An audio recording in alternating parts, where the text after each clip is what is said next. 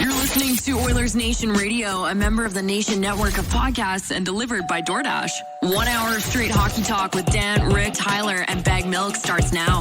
Oilers Nation Radio, episode 95,651. 252. Just Bag Milk and Tyler today. Just Bag Milk and Tyler. Two of us. You can make it if we try. When was the last time we've done one of these, just the two of us? It's been a while. We've done it. I've been on a couple of Better Late Than Nevers. On Friday, I was hammered on the Beatcast with you. So there's that. Yes. People wanted to talk about the Oilers game. We did not. So we were talking about Christmas. It was miserable. That was a miserable start to the holiday weekend against the Vancouver Canucks, wasn't it?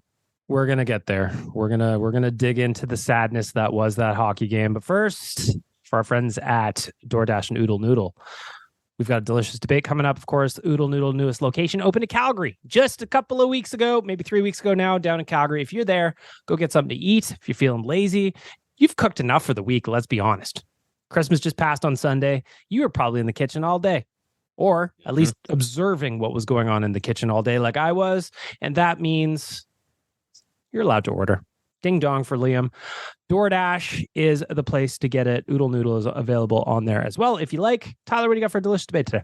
Well, the Oilers have played 35 games this season, Bag Milk, and they have the same record as they did last season through 35 games, 18-5-2. It is perfectly identical. Of course, last season, Dave Tippett was still the head coach at that point in the year, but the Oilers went on to finish the year with 104 points in the regular season. And what's actually interesting is, so through 35 games, they were 18-15-2.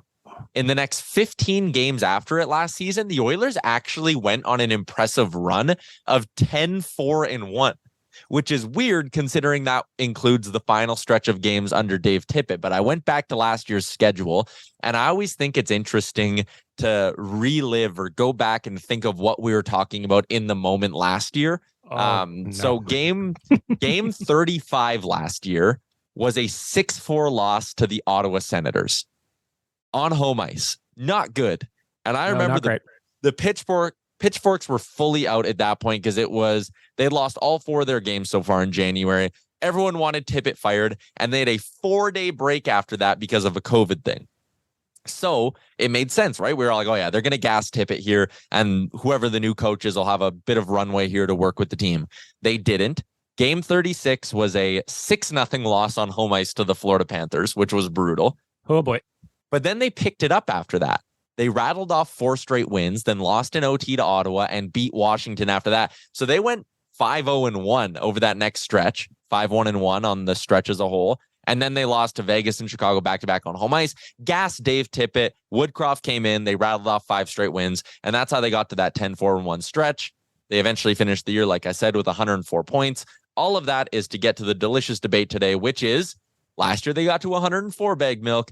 How many do you think they're going to get to this season? I still think they could break 100. Obviously the first we got 47 games left on the season. I still think they can get there. It's just, can they put together a string like they did last year? Because when Woody came in February, they looked like a completely different team. But now Jay Woodcroft is here. Yeah. And they're looking too much like the Dave Tippett team that got him gassed in the first place. And I'm not saying that they're going to fire Jay Woodcroft. That's ridiculous. But I like to think that they're going to break 100, but maybe that's just me being biased. I don't know. Like tonight's game against the Flames, and we'll talk about it in a second, is going to be a huge one for the Oilers because they need these points. Calgary bumped them out of a playoff spot with the win over Anaheim right before the break. If Calgary wins tonight, that could have ramifications down the line when it comes to tiebreakers. Over at flamesnation.ca, Ryan Pike has the full walkthrough of what those tiebreakers look like in the event that these two teams are tied or close to each other, whatever happens at the end of the season. And it's a huge game. So to answer the question, I still think they can break 100, but I'm getting nervous about it. It's going to be tight. Like for them to break 100 points right now, their record down the stretch here is going to have to be 31-16-0. That would have them finishing the year at exactly 100 points. And man, winning 2 out of every 3 games for the duration of the season is very doable, but very difficult. That basically means, again, you got to have a points percentage with, well, that's going to be around 666. the list of teams in the Western Conference who have a points percentage of 666 or better is one. It's Vegas, and that's it. So it's going to be really hard. I do still think they'll get to 100 points because I just think this team is still too talented to not have some run here where they're like 9-1 or 8-2 in 10 games. And when you go 9-1 or 8-2, the idea of going 31-16 down the stretch as a whole gets a lot better. Like if you can go 8-2 in a stretch of 10 games, all of a sudden after that, you're looking at going 23-14. And it's like, okay, like that's a lot more manageable. So they're going to need a heater and a pretty darn good one. But I still think they can get to 100 points this season. I don't think it's like a super biased Oilers colored glasses take to have, but there's also a lot of problems right now. And the thing that's concerning, we sat here through 10 games and we're like, man, the defense isn't good enough. Through 20 games, man, the defense isn't good enough. Goaltending's not good enough. Stuart Skinner was just playing lights out, but Campbell was brutal. And then at the 30-game mark, I remember talking to Jay, being like, Jay, the defense cannot keep being this bad. They're too talented to be this bad all year. But now we go another 5 games and I mean, it's still nothing but the blue line just being putrid. And that is really concerning that they haven't even had an acceptable stretch from their blue line through 35 games. Yeah, 100%. And it does, like, for everybody that's looking for a trade, we're all looking for a trade to bolster the defense. But at this point, it doesn't seem like anything's coming. So it's going to be up to those guys in the room to figure it out.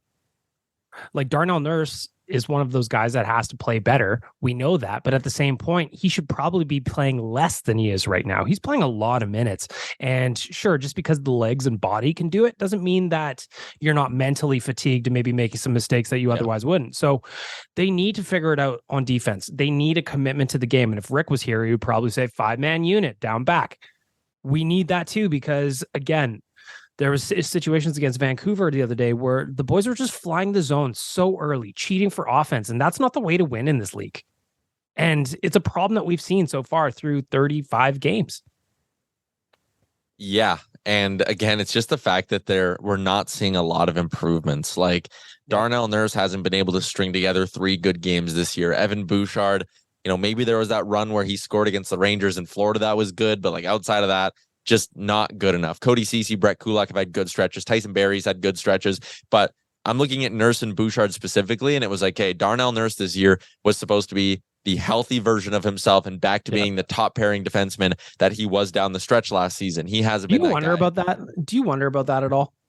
I was just not specifically his health. Like I imagine, like I assume he's okay, but who knows for sure. But based on the injuries that he had in the playoffs and just kind of, the reports that he might have to get core surgery, which it never ended up happening. I wonder what kind of summer he had. And I'm not trying to make excuses for the guy, but like when you can't train all summer because you can't lift weights or you can't do your normal routine, I wonder how much of that was in there. The only thing I would fire back on with that is it's not like this guy's just getting burnt wide. It's not like his passes don't have enough zip on them and things like that. It feels like a lot of his mistakes are mental. It's about how he's approaching plays. So, if he was a step behind everyone, maybe I could see that. And maybe it's just the fact of his game's not where it should be. He doesn't feel as confident as he should be. And that's leading to the mental mistakes. So maybe there is something there, but I don't know. Even if it was a bad summer, like you would hope by the 35 game mark, like we're almost halfway through the year, he should have it sorted. Yeah, I was just trying to more so think it out loud than trying to come up with excuses. It's very confusing because he's just better than this. Yeah. Flat out, I just expect him to be better than this because historically he has been. And that's what I guess I just don't understand. He's like trying to do too much or something. Like, I don't know. He's not playing a simple game that we're used to seeing from Darnell Nurse. Yeah. And I mean, he's still jumping up in the rush and things like that, which you love to see from Darnell because that's what that's the reason why the team paid him what they did is because he seemed to be moving into one of those elite transition D-men where even though he doesn't necessarily do it passing the puck, he can transport the puck very, very well just by using his feet. And right now it feels like every time he does that, it's an odd man rush the other way and the team's getting burned. I had a couple people on Oilers Nation every day today. We're doing game days only this week, by the way, if you want to tune in live on the Nation Network YouTube. And someone said in the chat, they'll get to 100 because their schedule is going to get easier. But I don't even see how you can say that with this team right now because you go back through the last couple of weeks. I was just going to say that game against St. Louis, they had in the bag. against a team that should have been gassed and you should have gone pedal to the floor. You only got 1 point. You blew it against Anaheim and you blew it against Vancouver. Those were 6 points you should have just had stashed away. When you look at the month of December, those are 3 games you circle and go win, win, win. And they lost all of them. So you can't look at the schedule and be like, well, I mean, it gets easier because you play Anaheim. Yeah, and it's the same thing. We might as well jump into it for the Vancouver game. It was the same thing against Vancouver on Oilers Nation every day on Friday. Yeah. I was feeling both bullish and nervous at the same point, right? It was like, this is a game on paper the Oilers should just clean house on. Vancouver, second half of a back-to-back set. They were starting their third string goalie, like all of that. But then at the same point, I've been an Oilers fan my entire life, and these are the games that they generally lose. So the only good thing that happened on Friday night was our friends at Betway have the cash out option available. And to be like, Tyler, I know that we were talking puck line a lot earlier in the day. The only good thing I did that night in terms of betting was take the cash out when I started to see things go the other way. That's the only positive I can take away from that. I didn't even get my over 1.5 total power play goals. I didn't get any of my props. That's the only thing that went well for me. So with that in mind, if you're betting on tonight's game against the Flames, are you cautious? What's your approach here? Because like risky business for me is going up here in a little bit. As soon as we wrap this up, I'm gonna put that together at Oilersnation.com. But I don't know what my approach is even going to be here. Well, the Oilers are big dogs tonight, right? Or not huge. I shouldn't say big dogs. They are plus 125 on the money line, plus 190 in regulation, plus 240 on the puck line. But I want to look quickly here just to see how they've been as underdogs this year. Man, okay, how about this? When they're underdogs this year, they are 6-5. They have a winning record in games that Vegas and the sports books and our friends at Betway say they're not supposed to win. They win more than they lose. So maybe that's a point where you just look at tonight and you go, man, they're probably going to win. Against Dallas, you're sitting there going, probably a scheduled loss here. Dallas is one of the best teams in the conference. They're rolling. And Edmonton finds a way to not only win, they win by 3 goals. It was one of their best games of the season. That's what made Friday's loss to Vancouver so confusing to me. Yeah, I don't get it, man. Like, you would think that in the room, they would sit there and be like, wow, the way we played against Dallas really worked. We should do that against Vancouver. And it feels like they did for 20 minutes. The scoring chances at 5-on-5 in the first, according to Natural Stat Trick, were 16-3. How do you take your foot off the gas after dominating a team that hard for 20 minutes and just be like, wow, we're probably good here? I don't know. Yeah, that's what it seemed like. You know, it just seemed like in the first intermission, like, we got this one in the bag, baby. It's Christmas time. Let's roll. And it doesn't matter what team you're playing. This league's just too good for that. Like you're going to get fucked if you do that. And the Oilers have been doing it over and over and over again. It's the same thing that happened against Anaheim last weekend. I saw that as a game that the Oilers should absolutely won. Bet with my heart. I'm sure you did too. And they just duffed it. They completely duffed it. And it's just so frustrating because this is a team that's got such high expectations that when you see a game like that on the schedule, you expect them to absolutely light that team up because that's what contenders do. Yeah. And we're just not there. Tonight, you look at a matchup where you're playing a very good team that's starting to find their way. 3-0-1 in their last 4, have outshot their opponents at 5-on-5 in like 6 of their last 7. They're getting depth scoring from a lot of pieces. They have 5 players with 2 or more goals in their last 4 games. Jacob Markstrom is maybe starting to find his game as well for the Flames. And I look at that and I go, well, damn, maybe I should bet on the Oilers tonight because tonight feels like a game they should probably lose, which means they'll probably win. Well, and see, like normally, if the Oilers were actually playing well and rolling, I would look at a game where Jacob Markstrom starting. He's just had issues against the Oilers historically. Yeah. I would be like, wow, this is exactly what they need, a night with Jacob Markstrom. But I just can't feel confident in them right now, and that bums me out because we're at this point of the season where I don't know. Like I hate to say it because I don't want to be negative, and I'm always trying to be positive and just be like, oh, there's lots of time left. There's 47 games, but this one's giving me 2017, 2018 vibes a little bit, where they almost thought that this was going to be easy getting back into the playoffs or something, and they're just not playing the way they should be. Yeah, And you're right. I think those vibes kind of are there with this team where it was like, all right, like giddy up. They're just going to slide right back into the playoffs here. But remember that year they lost Matt Hendricks, and we heard a lot of like, man, they missed having a voice like that in the locker room. And you would certainly hope that in whatever year 8 or 9 of McDavid and Draisaitl, whatever we're in now, that they still need veteran voices in the room. But like maybe losing Duncan Keith and Mike Smith is bigger behind closed doors than we thought it was. And I'm usually not a guy who gives much thought to takes like that. I'm usually like, these guys are professional athletes. They should figure it out. But this team consistently plays with no emotion. They consistently come out of the gate slow, and they struggle with consistency. To me, that's a lack of, in some ways, leadership. And just the lack of swagger too. Like, yeah, obviously we knew that the Oilers were going to miss Evander Kane when he went out, but I didn't necessarily think it would be this much, because when he's on the ice, he tends to pull everybody into the fight with him, because he's the guy doing the face washes. He's the guy getting the scrums going. He's the one that gets the juices flowing. And right now the Oilers don't have any of that.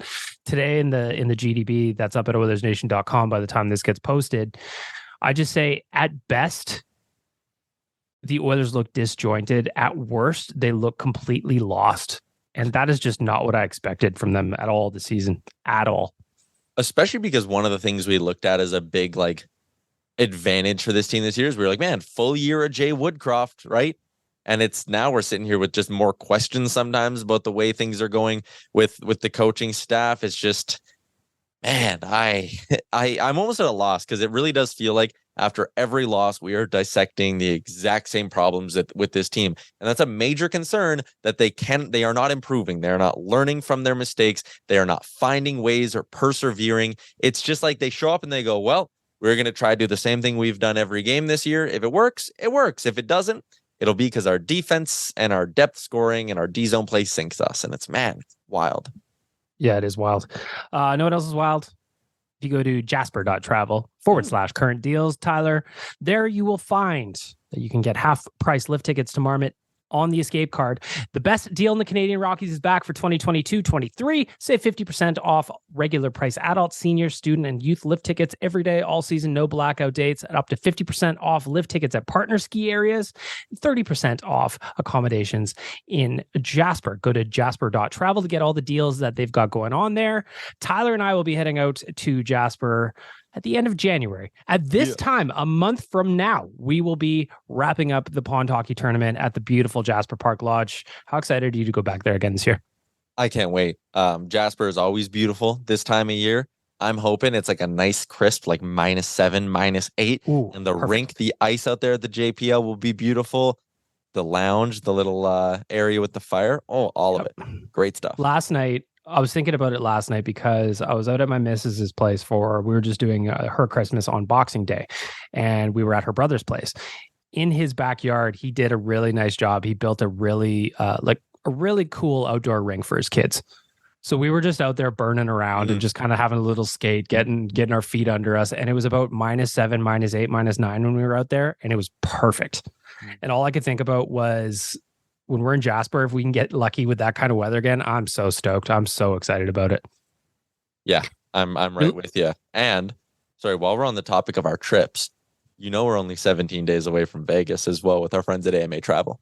Yeah, it's wild that you say 17 days away, because I'm not prepared with anything at all. Haven't even thought about it, to be honest. But that's super exciting. AMA Travel, they put together an amazing package for us. You want to join us on this trip? You can't. It's sold out. But the good news is we're going to Toronto in March, and you can come with that one courtesy with our friends at AMA Travel. Nationgear.ca has got all the details there. It's a bougie trip. We're staying in a beautiful hotel. We're watching the game in a box. That's good love. That's good living, baby. That's real good living. Tyler will be there. I'll be there. You should be there too. Thanks to our friends at AMA Travel. When you look at tonight's game against the Flames, Tyler, just to recap it real quick, what's like one thing that sticks out to you that the Oilers they have to get done, like from start to finish, have to get done? To me, it's going to be play with desperation and emotion. I look at it and I go, there's been too many times where this team is easy to play against. They don't forecheck hard. And I want to see them come out tonight and treat this like a must-win kind of playoff game. If you're McDavid and Draisaitl, yeah, you're going to go skill it up and all that stuff. But you know what? When you score, show me a little excitement. Show me you're fired up. Show me, and then show the guys on the bench that, hey, we really want this hockey game. Yep. And sometimes I feel like McDavid and Draisaitl, they score, right? And I don't blame them because it's like, oh, ho-hum. Yeah, we got our 30th of the year already. It's game 41 or whatever the hell kind of run they're on, right? Like, it's dumb. But I also think sometimes if they score and we get like a really fired up and we got the fuck yeahs going as you're going by the bench, I think that kind of trickles down to the rest of the team. 100%. And maybe they're not scoring, but maybe that gives them a little bit of extra juice on the forecheck. And I think the big guns got to show it early that, like, hey, we're not messing around. Remember that game 7 against LA? McDavid just steamrolled Sean Dursey. And it was like, boom, he set the tone. Everyone else followed. And I want to see that tonight. I want to see everyone from McDavid to Derek Ryan. I want everyone playing with emotion, everyone forechecking hard, playing physical, being tough to play against. Just bring it. And I know that's like cliche and maybe dumb, but like, just bring it tonight. For me, I would have to say like Jacob Markstrom's a net. He's historically had issues against the Edmonton Oilers for whatever reason that is. Make life difficult. Get in his kitchen. Get greasy. I'm tired of this cutesy shit, man. When you're not playing well, you got to simplify the game. I don't want passes through the slot looking for guys on the back door when there's maybe not a play there. Maybe it is there. Fire pucks on net. Get in his kitchen. Get in his crease. Get dirty. Get greasy.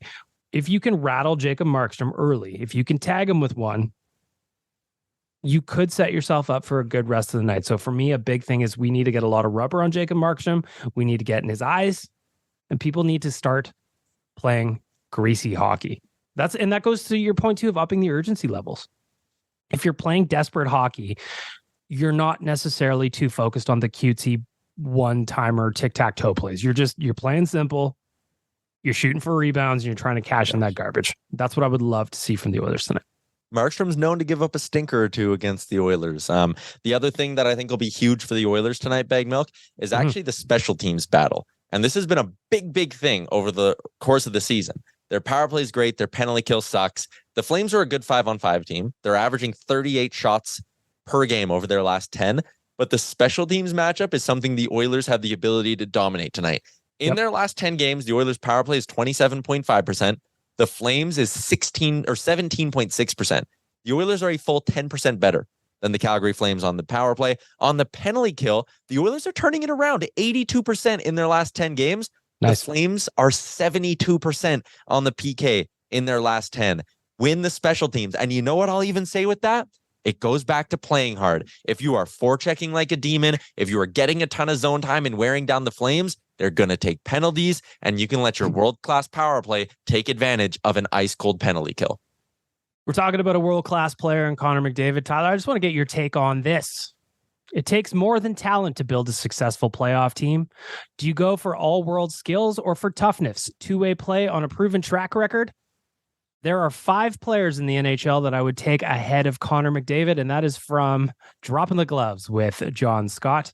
I saw that yesterday, and I legitimately thought it was a parody account making fun of John Scott, but no, it was him. So there was a 37-year-old Bergeron on his list ahead of him. Who else we got here? I'll pull that up just as walk through it, Tyler. I think it was like Bergeron, McKinnon, Makar, Kucherov, and someone else are the players he would take ahead of McDavid in the playoffs. Yes. And my response to it was same guy who averaged more than 2 points a game in the playoffs last season, who scored an OT winner to eliminate the Calgary Flames in the playoffs last season, who scored the clinching sort of goal, the nail in the coffin against the LA Kings in Game 7, and again was kind of established himself as a physical force, a guy who is willing to play physical to get the job done. Like, McDavid was untouchable in those playoffs, and the Oilers made the conference finals with a roster that was far from perfect below him. And like, you can sit there and be like, well, Nathan McKinnon won a cup. Yeah, man, because he had Cale Makar, Mikko Rantanen, Darcy Kemper was unreal between the pipes, like all of that stuff. They were a better team than the Oilers. But McDavid, if you swap McDavid and McKinnon, what? You think the Avs don't win the, like, it just, the take didn't make sense at all. So to me, it was just like, do you watch Oilers games, John Scott? No. Because I don't think you do. Because if you were watching the games, you would kind of see that he's not really the problem. Yeah. In fact, he's not at all the problem. I just thought it was very funny. And as I was going through some of the quote tweets, some of the replies, I was howling laughing yesterday because it was just one of those takes where when you say something so out there, you know you're going to get lit up. You know you're going to get lit up. Oilers fans are not going to sit there and be like, well, I respect your opinion when you say something as ridiculous as that. I thought it was just flat out nonsense, but got a lot of clicks. So, I mean, absolutely hilarious. I love it. I want to give a shout out to our friends. It's game day, Tyler. So I got to give a shout out to our friends at Soho because they got the game day deals you need. Check them out at sohoyeg.com. Get yourself a little pizza. Get yourself a little drink. Watch a game on a 100-inch screen. Could you imagine? Man, they'd have to expand. Tyler, what's the game day deal for our friends at Soho? Half price wings, deals on Coors and Canadian, and $8 for a pint and a slice. And when we say slice, you need to remember the slices in Soho are like the size of the average person's head. They are massive. So $8 is a damn good deal for that. Shout out to Soho. Next thing I wanted to talk to you about is, did you watch the World Juniors last night? Oh my Lord. Did I ever? So Canada, go ahead. Game 1 of the tournament, Boxing Day, we're back on our normal schedule. After the weird summer World Juniors tournament in Edmonton that we kind of didn't pay attention to because it's nice out and we had other things to do. Well, now it's Boxing Day. We're in Halifax. The barn's packed. Before the game started, you could tell the crowd was ready to go. Canada got the first goal. Then what happened? I mean, the simple answer, they got too cute, Bag Milk. Like, listen, I am not someone who sits there and is like, and people who listen to the podcast know this about me. I am not like, you need to play old school rock'em sock'em hockey, blah, blah, blah. But also, maybe we just try to make normal plays instead of trying a Michigan every period.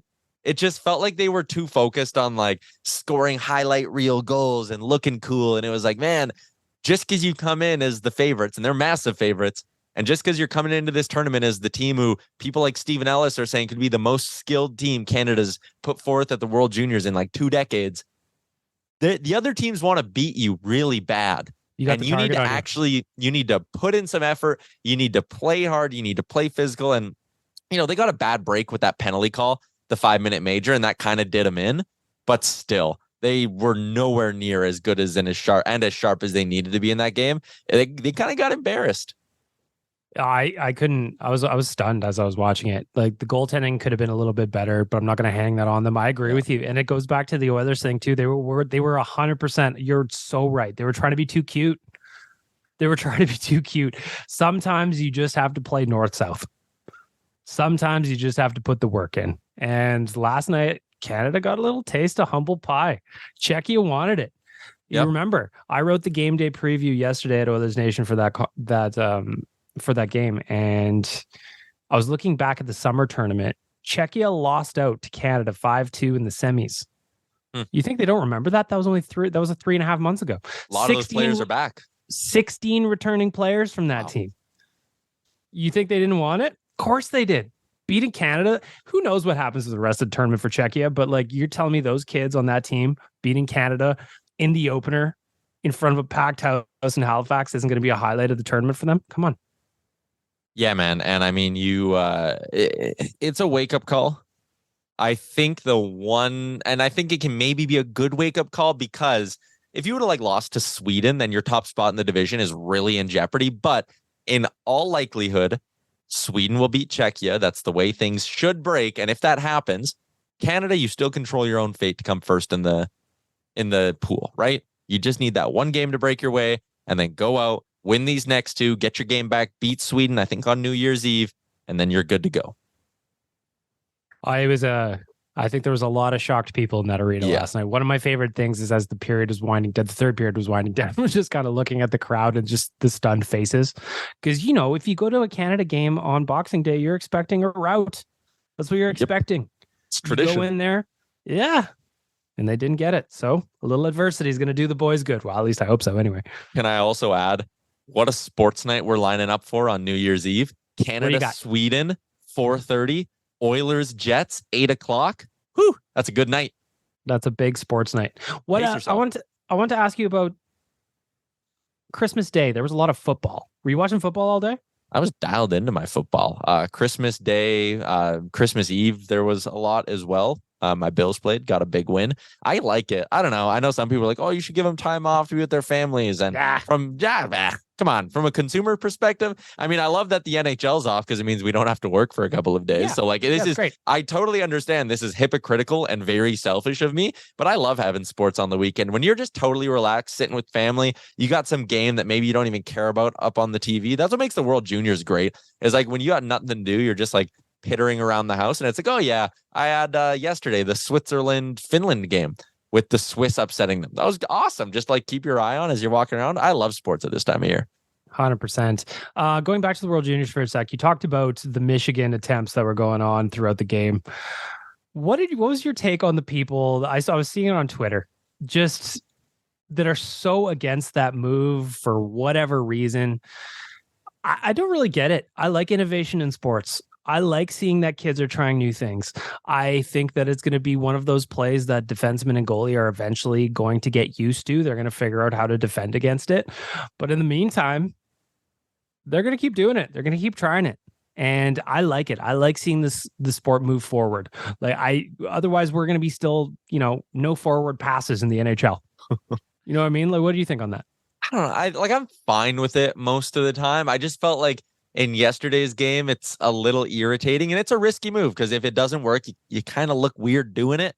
And I just felt like in the moment, Canada should have been bearing down a little bit more, and maybe just trying to get pucks in front, maybe not trying to be so flashy. But I don't understand the people who are like just losing their minds about it either. Like there were people legitimately pissed off about it. It's like, like you probably have a similar chance of scoring on that at the speed they're pulling it off than you do it, like a wraparound on the ice when the goalie's got both his pads down. So I don't know. I don't hate it as much as any other people, but when your team loses 5-2 and the only good highlights, or in air quotes, good highlights that come out of it are your two Michigan attempts, it's kind of like, damn, should have focused on winning the game.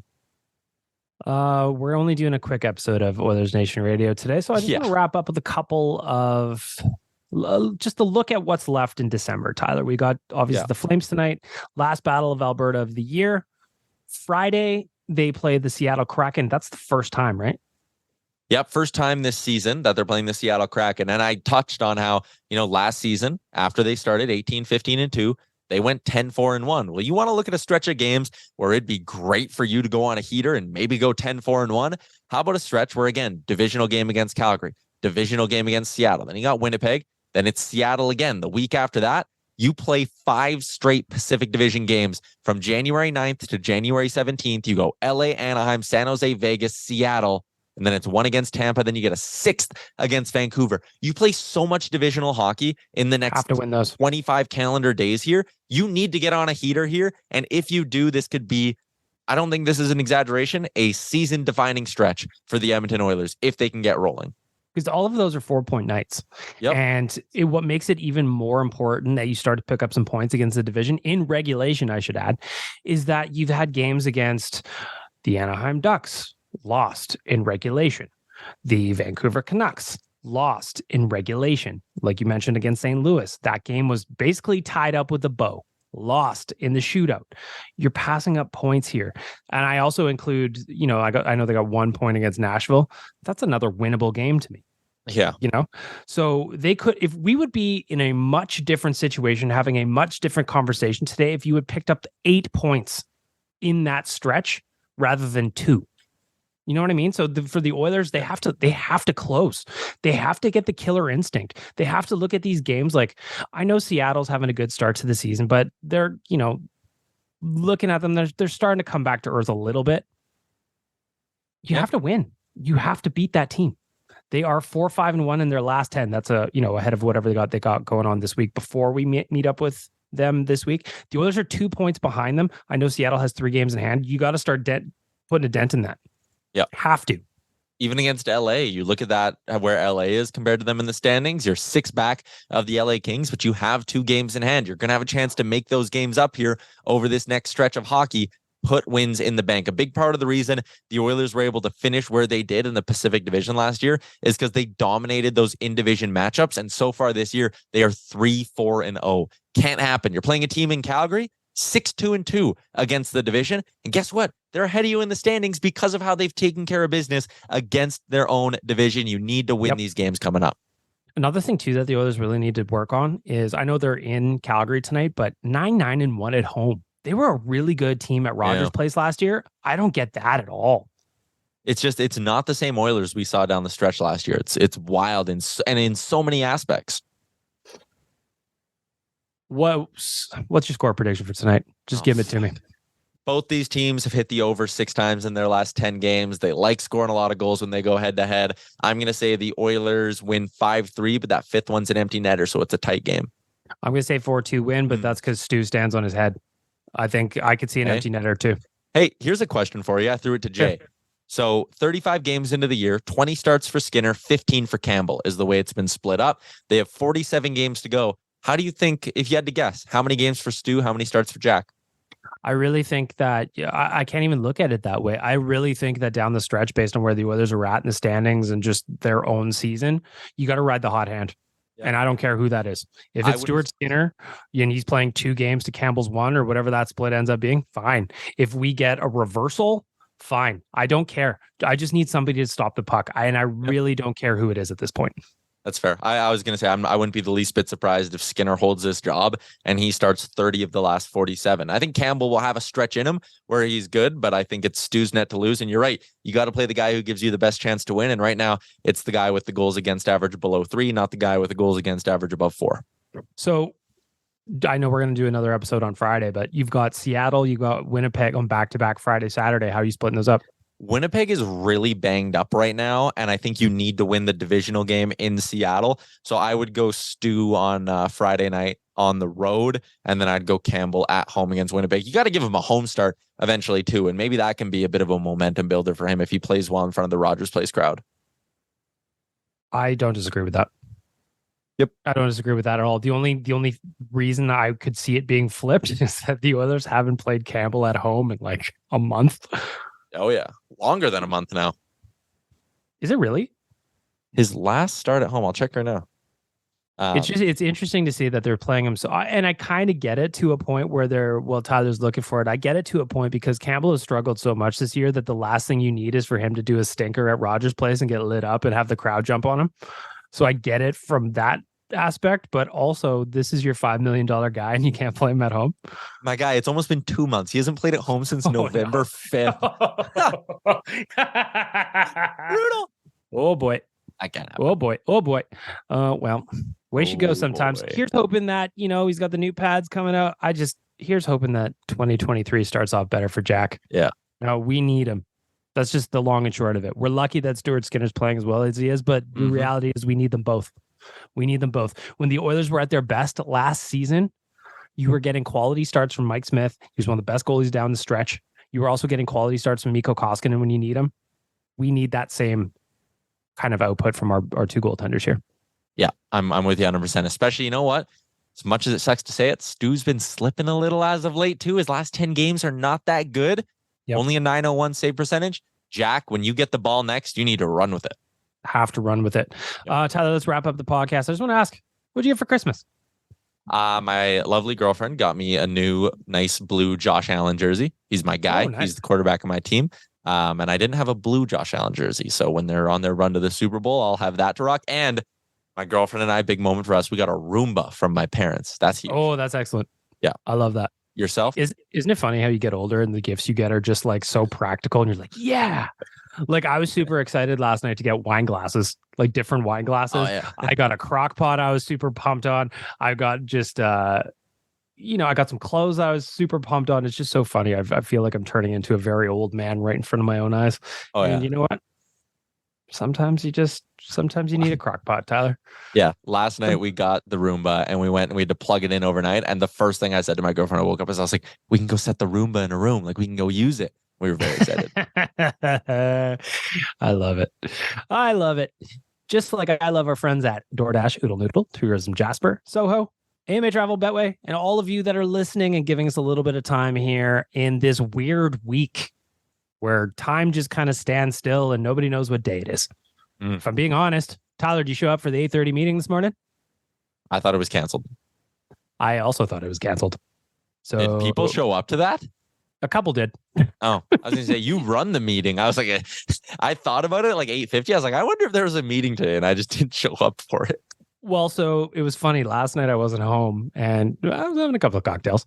Yeah. So Quad says, "Is there a meeting?" And I was like, "I don't think so, but could you do me a favor and just kind of pop in and see if there's anybody there?"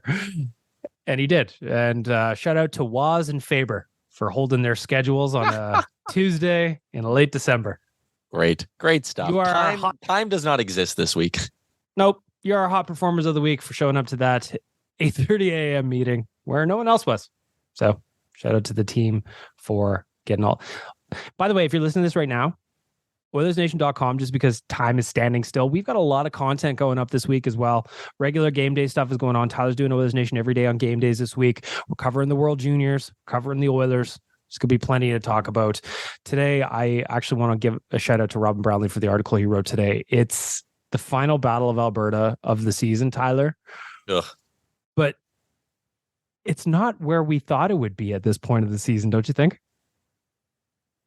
No. Both teams spinning their wheels a little bit. Both teams high expectations. Both teams not satisfying those expectations.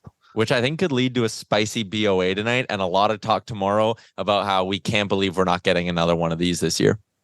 I hope so. I really, really hope so. I'd love to see it. And I'd love to see you guys leave some reviews on the podcast. So hit us up, 5-star review. You can say whatever you want. Say whatever you want in there. Just give us a 5-star review. We will read those on a later episode of the podcast. Tyler, it's not often we get to do a solo podcast anymore. Yeah. I enjoyed it. Me too. You enjoy the Oilers game tonight, pal, and whatever else you got planned for the rest of the week. You too. See you, everybody.